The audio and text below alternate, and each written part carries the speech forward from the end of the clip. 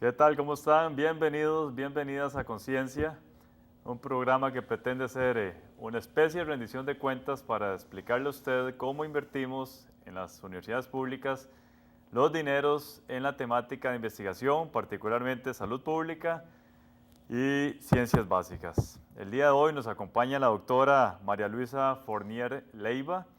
Ella es profesora académica del Instituto Regional de Estudios en Sustancias Tóxicas, conocido como el IRET de la Universidad Nacional. Bienvenida, María Luisa. Gracias, Gustavo. Muchas gracias por venir de Heredia. No es fácil llegar a Montes de Oca desde Heredia. Para nada. María Luisa, usted tiene un proyecto bien interesante por el cual ha sido invitada a Conciencia, que voy a leerlo, un poquito largo, pero después lo vamos a descomponer. Diagnóstico sobre contaminación de aguas, suelos y productos hortícolas por el uso de agroquímicos en la microcuenca de las quebradas Plantón y Pacayas en Cartago, Costa Rica. Así es. La primera pregunta que yo debo hacerle, ¿cómo nace este proyecto? ¿A quién se le ocurre realizar un proyecto en las quebradas de Plantón y Pacayas y por qué? Ya, bueno, primero porque el IRET, que es un instituto que estudia la presencia de sustancias tóxicas en los ecosistemas, principalmente plaguicidas agrícolas, y parte de la investigación que se hace asociada a áreas de cultivo, ¿verdad? Y esto es parte de un proyecto grande, que desarrolló el INTA, que es el Instituto Nacional de Transferencia Agropecuaria del MAG. Y este proyecto no solo se ejecuta en Costa Rica, sino también se hace en México, en Perú y en Ecuador, en cuencas de montaña, en partes altas. La misma metodología aproximadamente en estos países. No, diferente. Costa Rica metodología. es el único país que trabajó analizando residuos de plaguicidas. Las otras cuencas en los otros países eran más unas economías de subsistencia, entonces fue diferente la intervención. Y los fondos para este proyecto son del INIA, que es el Instituto de Innovación Agropecuaria de España. Son fondos españoles que maneja Perú, el Instituto de la Papa del Perú, y se desarrollaban en estos 4 países. El proyecto fue un proyecto largo de 3 años y el INTA nos pidió en el IRET que hiciéramos uno de los componentes del proyecto, porque el proyecto que desarrolló el INTA bajo la coordinación de Carlos Hidalgo Ardón, que es un ingeniero agrónomo, un investigador del INTA, era hacer una intervención más grande en la microcuenca Pacayas y Plantón. Entonces, además había... A propósito de la papa. No, bueno, no solo de la papa, es una zona hortícola. La papa es el cultivo más importante, pero es una zona hortícola con otros cultivos.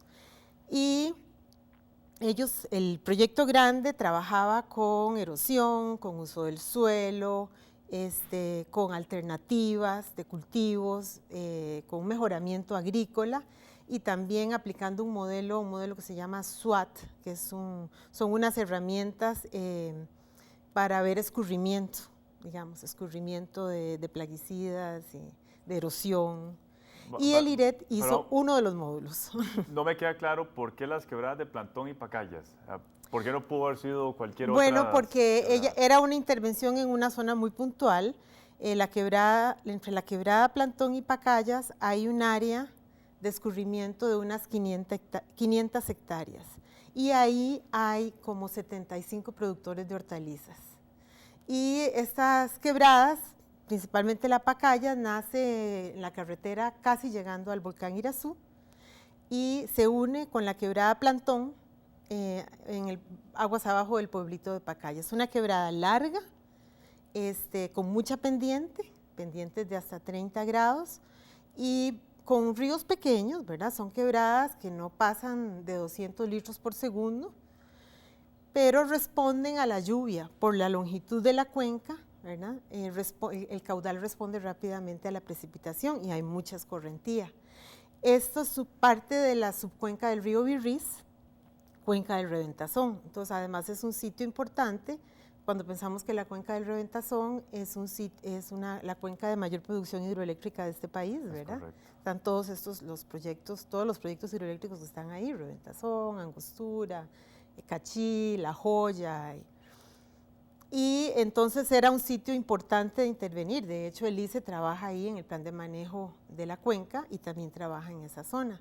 Entonces nosotros, desde la perspectiva del IRET, estábamos evaluando, haciendo un diagnóstico de uso de plaguicidas que utilizan los agricultores y qué estábamos encontrando en el agua de estas quebradas, en el suelo y en las hortalizas. Trabajamos por 3 años y los muestreos de agua, suelo y hortalizas se hicieron, los muestreos de agua principalmente se hicieron trimestralmente en estas 2 quebradas a 3 niveles en la cuenca. Cada 3 meses ustedes visitaban la zona. Así es. No, digamos, para muestrear agua, cada 3 meses visitábamos la zona para evaluar la calidad del agua. Pero también realizamos un diagnóstico de uso y estos son con encuestas. Y en este proyecto por eso participó un ingeniero agrónomo que es Fernando Ramírez, que él trabaja alternativas agrícolas, y un químico ambiental que es Clemens Rupert, y yo soy bióloga, también participó Silvia Echeverría, que trabaja con la parte de macroinvertebrados bentónicos, evaluando la calidad de las aguas, y otra química, Ceylin Vargas del IRET. Es decir, era un grupo verdaderamente grande. Un grupo multidisciplinario. Un grupo, sí, y ese es el enfoque del instituto, porque la problemática de plaguicidas es muy amplia. Compleja. No solo tiene que ver con la parte química, la parte agronómica, la parte biológica, de salud. En el IRET, por ejemplo, hay como 40 académicos y de muy diversas disciplinas. Hay médicos, antropólogos, sociólogos, hay químicos, biólogos en diferentes campos de la biología, ¿verdad? Ecotoxicólogos, porque hay un laboratorio que analiza, hace pruebas de toxicidad de la calidad del agua. Bueno, entonces nosotros visitamos regularmente la zona por 3 años, hicimos encuestas a los agricultores, en 3 años hicimos como 150 encuestas para conocer exactamente qué sustancias usan, cómo las aplican y poder tener una estadística, digamos, y datos de cuantificar rápidamente qué es lo que digamos, está pasando en la zona. Vamos a dejarlo ahí, vamos a ir a una pausa y ya regresamos con todos y todas ustedes.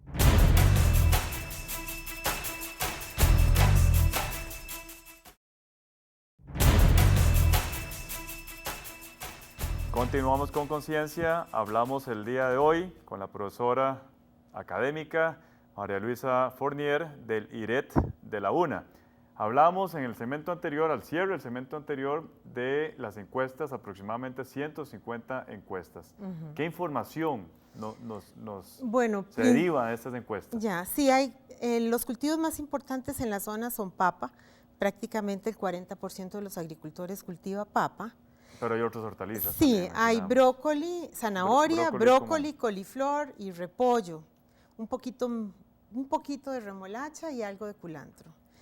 Pero los cultivos más importantes son los primeros 4 que mencioné. Y nos llamó mucho la atención la gran disparidad en el uso de plaguicidas que hacían los agricultores.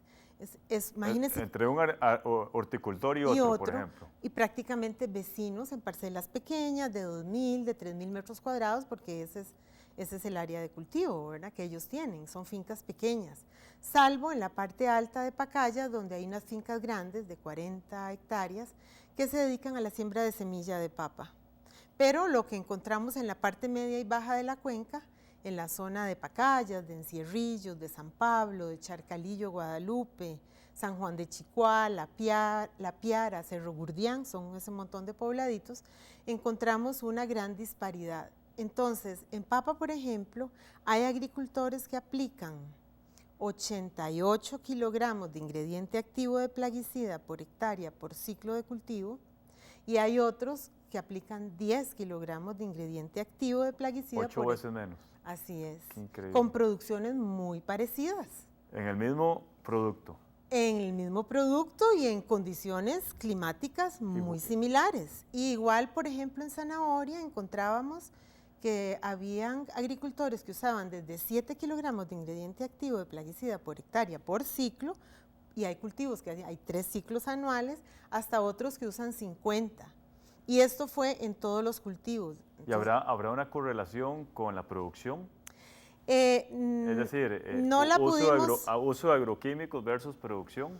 Como para poder demostrar que usando 10 se obtuvo más o la misma producción que utilizando 88. Sí, esa pregunta es, lamentablemente en la encuesta no logramos amarrar esa pregunta por una solicitud del INTA y nos perdimos de hacer esa correlación, pero la impresión que tenemos es que no hay cambios drásticos en la producción. Eso es lo que yo me imagino. ¿Verdad? ¿Y a qué obedece esa disparidad en el uso de los agroquímicos bueno, entre vecinos? Yo lo que consideramos nosotros es que esta gente, que son personas que viven de esto, ¿verdad? Son muy frágiles a los cambios de clima, a enfermedades, a pérdida de la cosecha, porque tienen sus préstamos y realmente apuestan a este cultivo su vida, ¿verdad? Su economía familiar, que hay un debilitamiento de la extensión agrícola.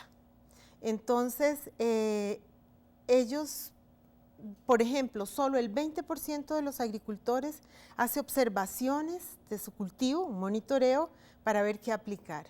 El 80% lo aplica por recomendación, por costumbre, por prevención. Y empíricamente, me puedo imaginar. Pues hay una herencia de conocimiento, pero al abandonar el Estado o al debilitar la extensión, porque no es que la ha abandonado del todo en la zona, las casas de agroquímicos y sus vendedores son los que asesoran los agricultores. Entonces encontramos problemáticas como un agricultor que en la bomba de fumigación pone el mismo producto, el mismo plaguicida con 3 diferentes nombres comerciales, por ejemplo.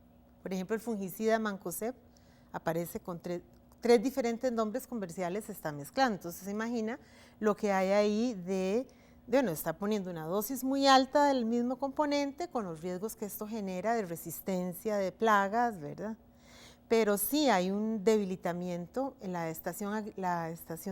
agencia de extensión. Estoy pensando en el costo. O sea, evidentemente el agricultor tiene que desembolsar mucho más para aplicar 88. Entonces no puedo entender cuál es la racionalidad detrás de esa diferencia. Yo creo que es un temor tremendo a perder la cosecha, ¿verdad? Porque dependen de la cosecha. Yo creo que aquí la deuda es del Estado costarricense, que debería de ser... Del Ministerio de Agricultura y Ganadería, sí, particularmente, ¿verdad? Tienen que darle un seguimiento más cuidadoso a esos agricultores. La Agencia de Extensión Agrícola tiene una ingeniera agrónoma, una persona muy buena, y otros muchachos, pero hay una profesional. Y es un área grande, no solo cubre la zona que estudiamos, sino otras zonas del municipio de Alvarado y de Oriamuno, ¿verdad? Que son los que están... Eso encontramos, y también un manejo muy deficiente de los envases. Prácticamente la mitad de los envases se queman y muchas... de los plásticos. De los plásticos. Donde viene el producto sí, concentrado. Y muchos de las moléculas o de los componentes que vienen ahí tienen moléculas cloradas. Al quemarlos se producen dioxinas. Las dioxinas son sustancias tóxicas a la atmósfera con riesgos de cancerígenas, digamos. Y solo un 20% de ellos hace el triple lavado, que es lo que hay que hacer con el envase, y devolverlo al establecimiento donde lo compró. Hay una disposición, ellos deben recibir los envases. ¿Quién lo vende? Exactamente. Pero ahí lo que uno siente es que falta presencia y seguimiento, acompañar a los agricultores, ¿verdad? Y aquí veo un impacto directo del proyecto de ustedes que potencialmente podría contribuir en ese sentido. Decirle a una instancia rectora en esta temática, miren, no se están haciendo bien las cosas. ¿Es parte de los objetivos del proyecto de ustedes o es simple y sencillamente cuantificar en suelo, en agua y en las hortalizas? Pues si como era un diagnóstico y nos dieron una tarea específica, pero el MAG obviamente, el INTA, que es un instituto de investigación dentro del MAG, hizo una transferencia de este informe porque uno esperaría que internamente esto genere cambios, porque en este país hay 2 zonas hortícolas importantes, que es el norte de Pacayas y Zarcero.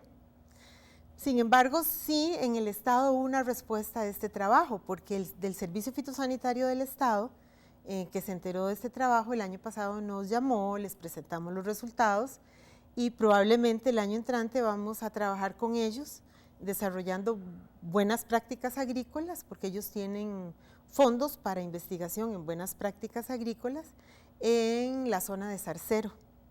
Ya ahí se puede probar, hay un trabajo que ellos mismos hicieron en el año 2006, que con seguimiento y acompañamiento a los agricultores hubo cambios, hubo menos residuos de plaguicidas en las hortalizas, hubo cambios, ¿verdad? Y simplemente fue una charla semanal por un periodo sostenido y una presencia en las áreas de cultivo a la par de los agricultores. Eso es lo que hace falta. Es correcto. Lo que vimos, esto que encontramos en el manejo o en el uso de plaguicidas, esto lo detectamos en las aguas, ¿verdad? Claro. En un muestreo hecho cada 3 meses, puntual, en una muestra de 4 litros de agua, salían hasta 13 plaguicidas diferentes. 13 plaguicidas diferentes. Sí. Vamos a ir a una segunda pausa y ya regresamos con todos y todas ustedes.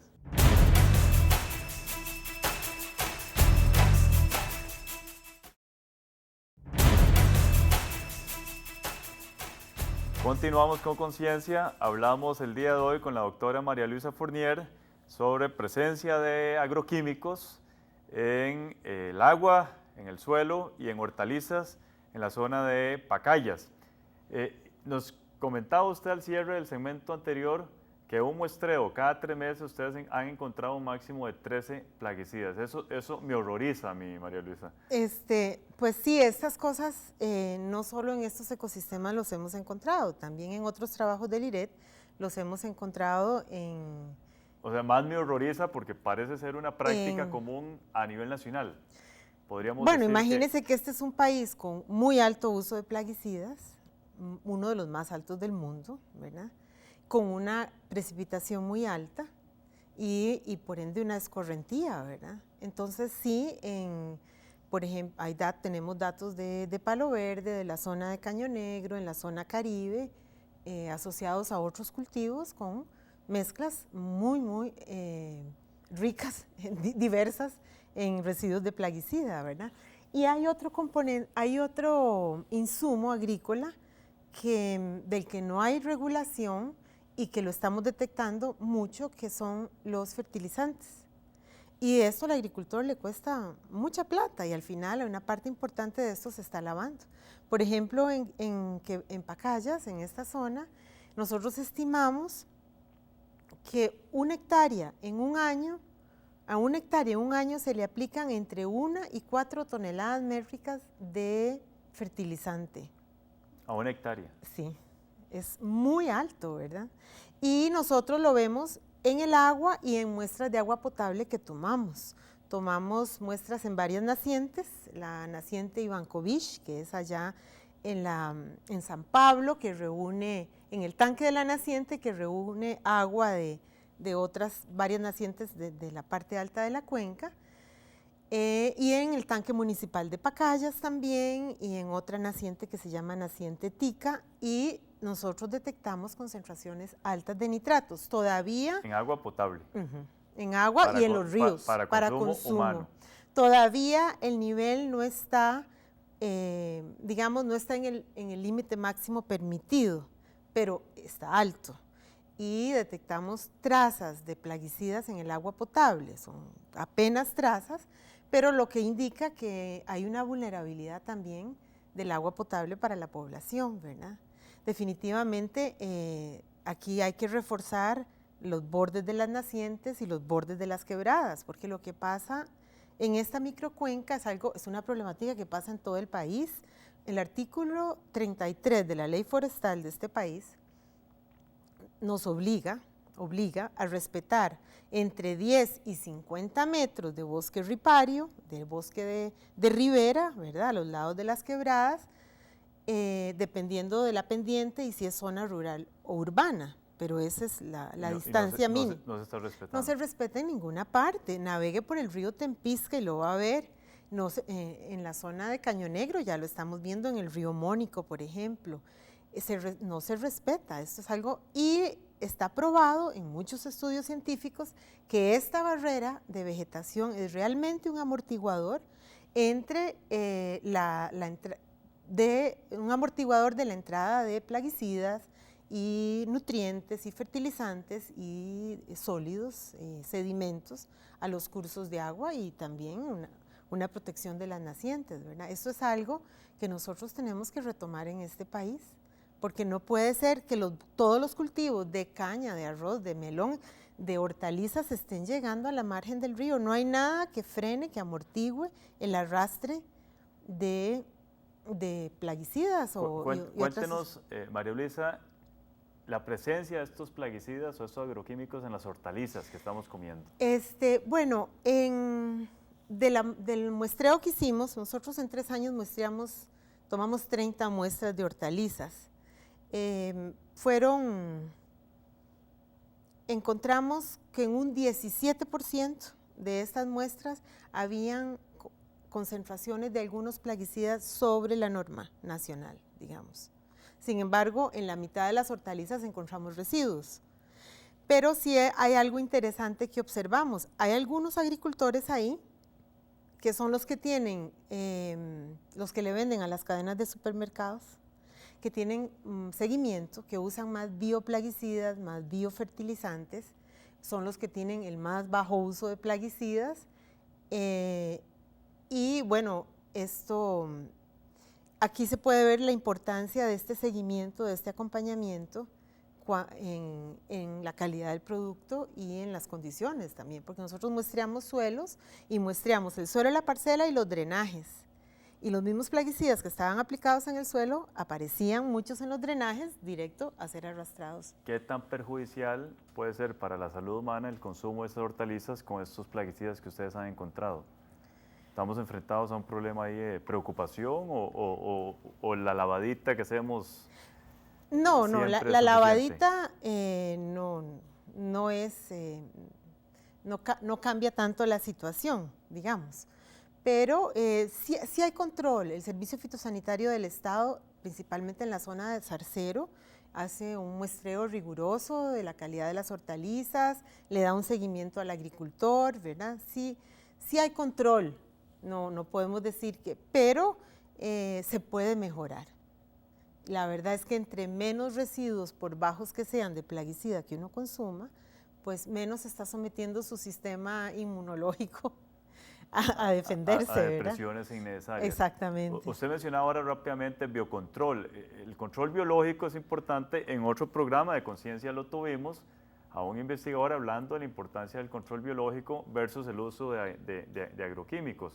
¿Es esto una opción en Pacayas? Obviamente que es. El INTA está trabajando en eso, está trabajando con control biológico en algunas plagas de mosca. De mosca particularmente. Y también ponen trampas, correcto, que son como unos plásticos impregnados de una sustancia y atrapa moscas que son plagas de la papa. Pero es un esfuerzo todavía puntual. Realmente se puede mejorar y yo creo que las investigaciones que nosotros hacemos, el objetivo que tiene es ese, que las cosas se pueden hacer mejor. ¿Habrá buena recepción por parte de los agricultores al tema del control biológico, el dejar el uso de agroquímicos tan masivamente? No lo sabemos, probablemente. No nos dio tanto esa impresión en ese periodo. Ellos están muy fijos con lo que ellos hacen. Con el tema, sí, porque me imagino que es una cuestión, usted lo mencionó, hereditaria, muchas generaciones con el mismo protocolo. Hay agricultores que están trabajando con el hijo, muchachos que ya estudiaron en el Colegio Agropecuario de Pacayas, interesados. Ya muchachos que están viendo algo diferente, que quieren algo diferente, ¿verdad? Sí. Me parece que esa es la población blanco. Yo creo que sí, para generar el cambio. Cambiar ese cambio exactamente, que es muy sí. importante. Sí. Lamentablemente se nos fue el tiempo, María Luisa, muchísimas gracias. Con mucho gusto. Por venir desde Heredia, sabemos lo difícil que es con todo esto de los problemas de las presas que nos caracterizan en esta zona. Muchas gracias y muchos éxitos con estas investigaciones. Gracias a todos y todas ustedes. Me permito invitarlos a seguir escuchando la programación de Canal 15 de la Universidad de Costa Rica.